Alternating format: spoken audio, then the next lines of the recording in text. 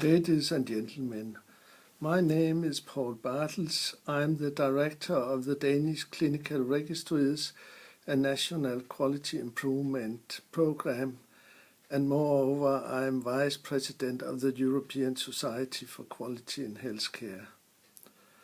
I am honored to be given the task of summarizing the pros and cons of the motion which prognoses a universal crisis for healthcare systems within the next 15 years because of the aging of population in high and middle income countries.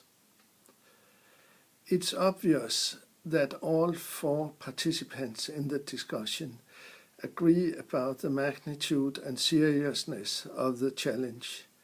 It concerns, of course, social and primary health care to the elderly, but will also have an enormous impact on advanced secondary and tertiary care, simply because of the age-dependent rise of the incidence of cancer, diabetes, cardiovascular disease, and dementia. The political aspect has to recognize so far that this is not just a question of cost and quality of healthcare, but also a crisis which will affect moral and ethical foundations of civilized societies. However, the discussion also seems to give hope. All four speakers strongly advocate for interventions which has proven to maintain high standards of quality while keeping the costs at bay and thus mitigating the effects of the increase of the aging populations. It's also clear that this is not just a question of applying one remedy, but a call for extensive and deep change of healthcare systems and a change of relationship between civil society and health and social care. We have to formally reorganize healthcare with focus on home care, including preventive emergency visits. And I think it's important to stress that this does not only apply to the elderly population. There are big opportunities in technology as telemetric home monitoring and web-based communication.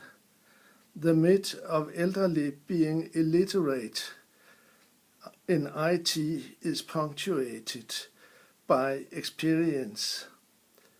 We have finally to redesign highly specialized, presently hospitalized-based care to serve multimorbid populations where they are, not in institutions, which again requires breaking up of hierarchies and traditional bureaucracy in healthcare. Finally, this should not be just an inside healthcare change. It should be something which will affect all citizens in terms of education and in terms of increasing the social conscience for the problems to be solved.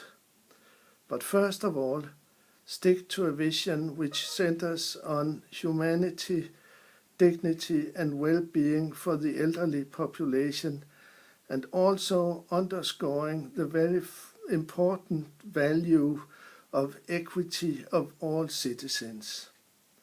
Finally, I see a new point of view in the debate where the global aging population is not only considered as a burden or a problem for society, but as an opportunity to reform, generate, and humanize our somewhat petrified and aging healthcare systems.